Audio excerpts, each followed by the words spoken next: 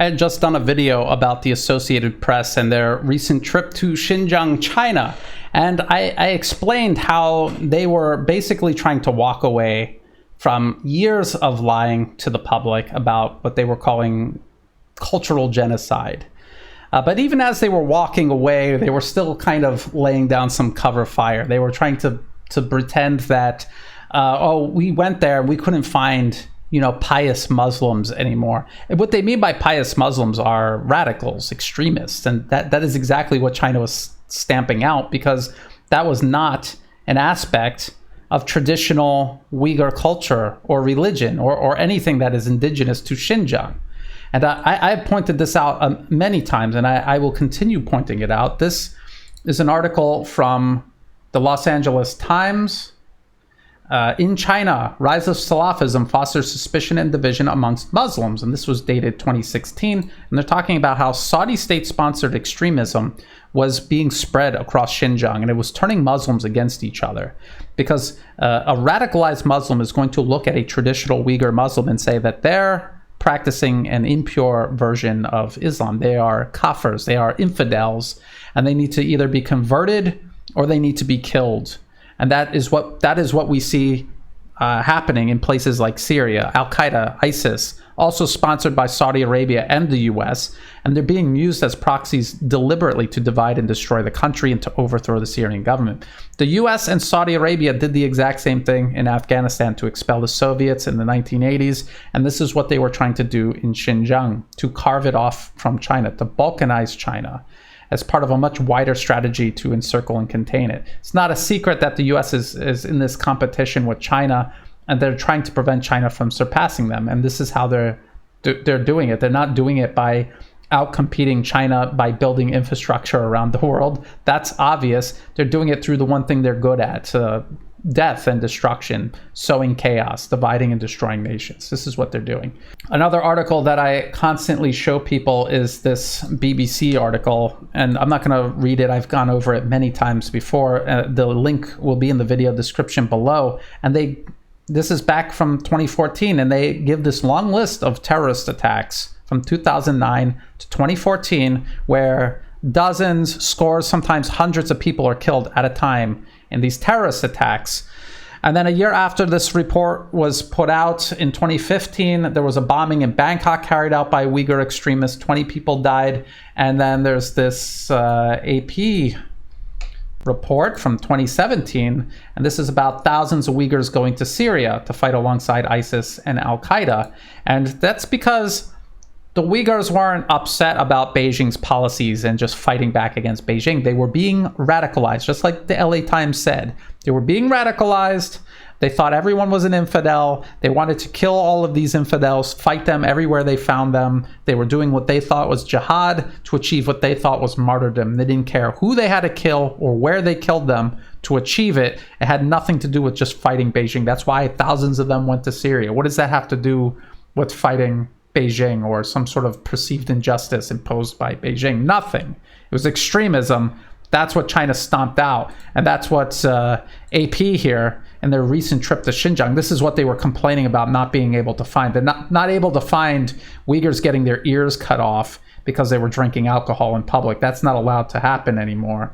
What they did find was China, as a matter of state policy, celebrating, showcasing, and investing in Uyghur culture and tradition, including the version of Islam that Uyghurs have practiced from generation to generation. As a matter of fact, the Chinese government was funding institutes to train students to become imams to preach Islam. So there's no cultural genocide going on. What they did was they wiped out Saudi state-sponsored Salafism. That's what they wiped out. And now we have the Western media pretending that that was actually the indigenous practices and culture of the Uyghurs, because they need it to be for their Uyghur genocide lies to be believed. Now, why am I talking about all of this? Because as AP runs away and digs a new trench, we have ASPI, that they're also laying cover fire. The architecture of repression. And let's just read through the opening sentence. It'll be really clear what ASPI is trying to do now.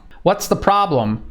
The problem is they got caught in a big lie, and now they need to cover it up. And this is exactly how they're going to do it. So since the mass internment of Uyghurs and other indigenous groups that we could not prove for years and years. We claimed and cannot prove with any actual evidence.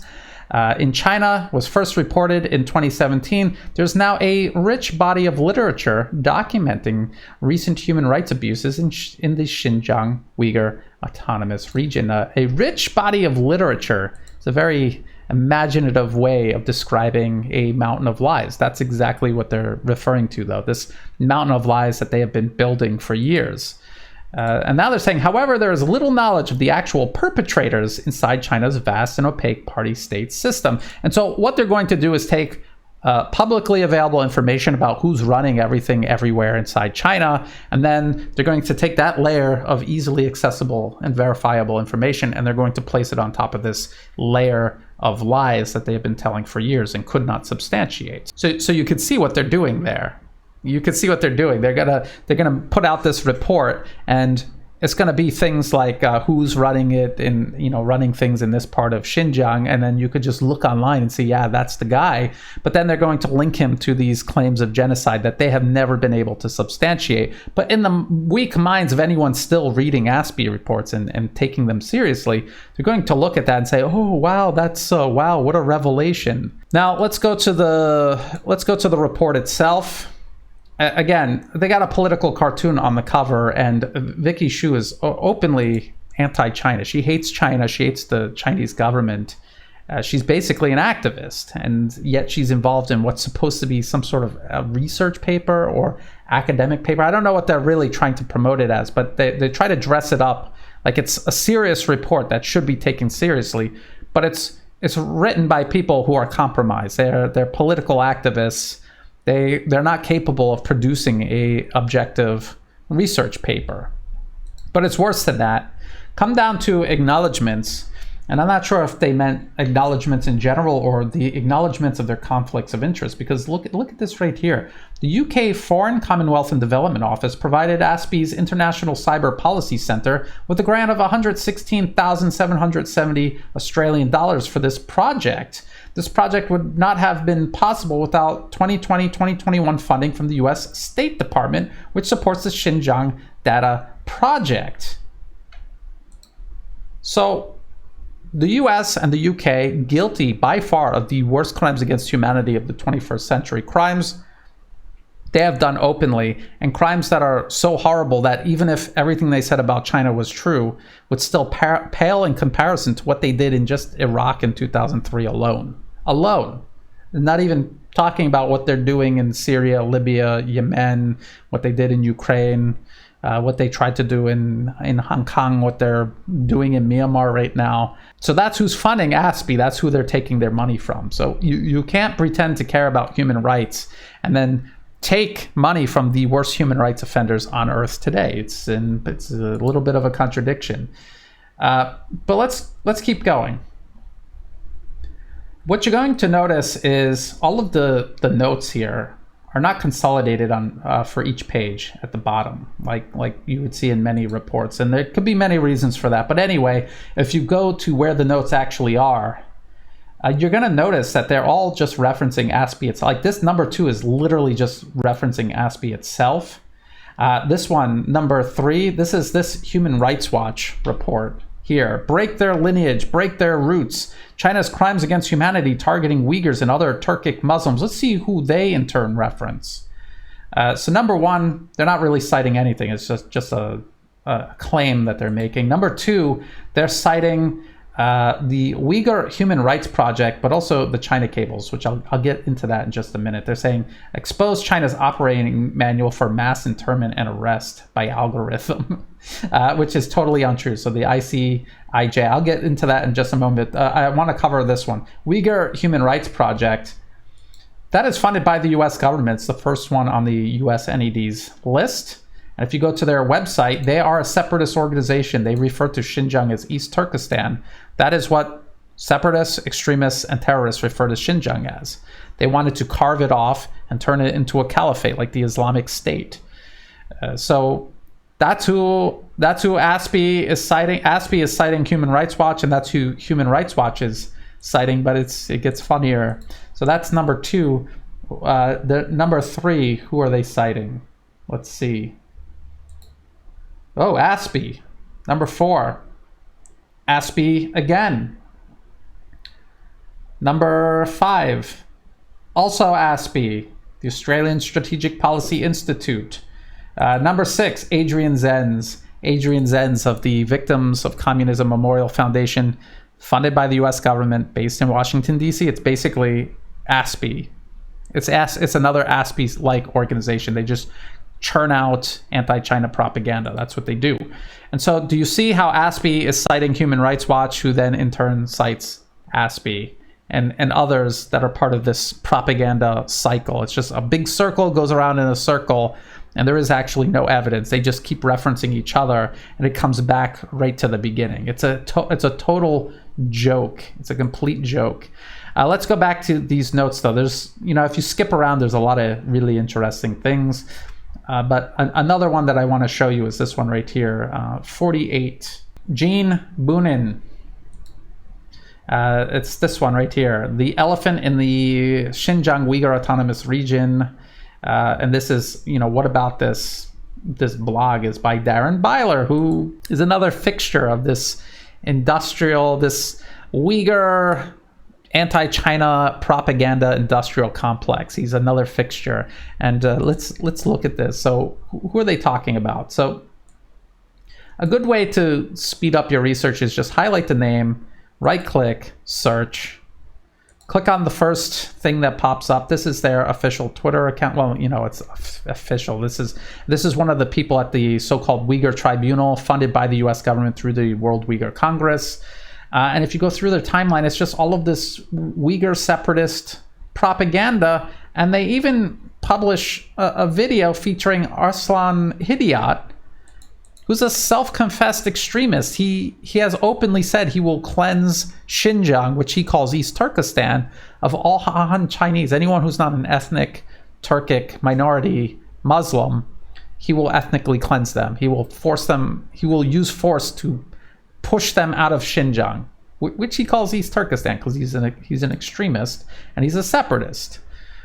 Okay, let's see any other names mentioned here that we're citing as victims and witnesses. Who's this person? Let's click on their account. So they got this picture. This has been debunked, and then they've got this white and blue flag. That is the flag of East Turkestan. They're separatists. So all of these witnesses are separatists. They're claiming they got family members in detention camps back at home in Xinjiang, and they themselves are hiding abroad because they're obviously separatists. And if they're separatists, there's a pretty good chance that some of their family members and friends were also separatists. People they associated with were also infected by this extremism, and they're being de-radicalized. And this is what they're claiming. Oh, my family is in a concentration camp in China. So these are the kind of sources you're going to see in this ASPI report. It's just one after the other after the other. Look at this, Nathan Russer, over and over again. And this is Jerry Gray calls him the satellite boy. And what he does is he just looks at the closest he has ever gotten to Xinjiang are pictures taken from outer space by satellites flying over Xinjiang. That this is where he gets all his information from. And they've been wrong about this. They've said this is a detention facility, this is a concentration camp, and then it'll turn out to be something entirely different, because you have to actually go on the ground and check these things out. If you could do everything by satellites and from eye in the sky, then maybe U.S. drone warfare, 90% of the people they killed wouldn't be innocent civilians, because it would be a lot easier if it was easy to see who you were killing, they probably wouldn't kill so many innocent people. So there's a lot left to be desired by this approach. But then again, honesty is not their goal. Pretending that genocide's taking place when it's not, that is their goal. That's why they use ambiguous evidence like satellite pictures. Now, another thing that they're going to consistently reference are the China cables. And I've gone over the China cables before, and I'm going to go over them one more time here. So this is the website, International Consortium of Investigative Journalists, China Cables. And this is a manual. They say this is the manual for running the detention camp. So when we click on it, I bet it says detention camp because it's a secret document. There's no reason for a secret document to use coded language. It's secret. No one's going to read it. So they can be very honest and open about what they're going to do. So I bet when we click on this, at the top of the document, it's going to say detention camp or something else horrible and scary. Let's see what we see when we click on it and open it. It says vocational skills education and training centers. And the first item on the agenda is ensure that the training venue is absolutely safe. And if you go down here, second, improve the quality of the education and training. And they're going to teach you Mandarin, law, and skills. Because if you're an extremist, you think that your extremism is the law, and you don't care about what the law of the actual land is. So a lot of these people need to be taught what the laws are in China, so they don't actually go to a real prison. And then Mandarin, learning Mandarin. If you're pegged as an extremist, and they need to keep you away from the public until you're better, why would teaching them a second language be a bad thing? I don't understand. Especially in China, most people speak Mandarin. It's the largest country by population on earth, and they're going to have the largest economy on earth. Why wouldn't you want to open all of those opportunities up for yourself by learning Mandarin? How is that a bad thing? And then skills, right here, skills. They're talking about a vocation where you could actually go out and make money. And I just want to show you this other part right here.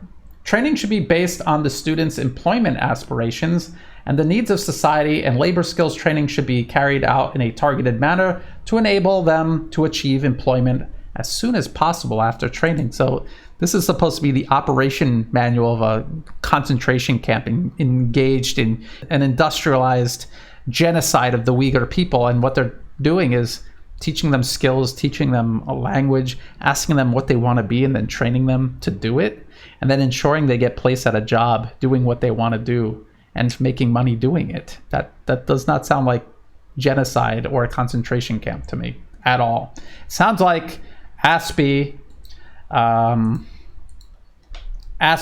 the International Consortium of Investigative Journalists, and everyone else in the Western media who tried to pretend that this was a smoking gun for genocide. Sounds like they're liars. Sounds like they're liars. They were caught in a lie, and we need to stop believing them. And when they dump these mountains of lies in front of us, instead of sifting through them, because that's what they want us to waste our time going through all 82 pages of this nonsense, when we can just look at what they're doing. They've got this foundation of lies. Now they're trying to build somewhat more credible information on top of it, and then use all of this together to sell that foundation of lies to us by basically covering over it with something that seems a little more credible. And I'm not going to allow them to do it. ASPI has zero credibility. They've been caught in serial lies. Their agenda is very clear. They're funded by the actual worst human rights abusers on earth today: the US government, the British government, the Australian government. The things that they have done openly on the global stage make even the worst accusations that they have made against China pale in comparison. And so every time they come out with a new report, let's just do it this way. Let's just show how so far they have not proven the kernel of their lie. They have not proven that. And so trying to build things out around it shouldn't be acceptable. We shouldn't allow them to do that. So ASPI, zero credibility. This Uyghur genocide lie is tired. I'm tired of talking about it. It's obvious that they're lying about this. It's obvious that this is the WMDs of today. This Uyghur genocide story. And they're doing it for all the exact same reasons, to grease the skids for a conflict that will actually result in mass death, destruction, and tragedy for people. If you thought this video was useful, please like and share it. Think about subscribing. It's free to do. It helps the channel grow.